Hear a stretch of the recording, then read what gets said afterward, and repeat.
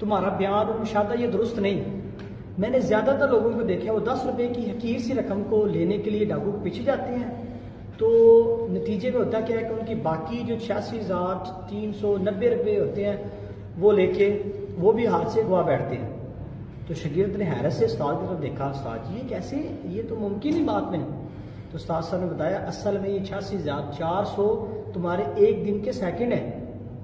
ہوتا کیا ہے کہ ہم کسی 10 سیکنڈ کی بات کو لے کر، کسی 10 سیکنڈ کی ناراضگی اور غصے کو بنیاد بنا کر باقی سارا دن سوچنے، جلنے، کڑنے میں گزار کر اپنا سارا دن برباد کر دیتے ہیں۔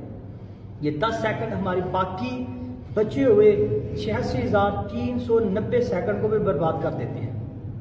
لہذا باتوں کو نظر انداز کرنا سیکھیے۔ ایسا نہ ہو کہ آپ کو کوئی وقتی اشتغال، ناراضگی سے آپ کے سارے دن کی طاقت کو چھین کر لے جائے۔ لہذا معاف کرنا سیکھیے، بھول جائیے، آگے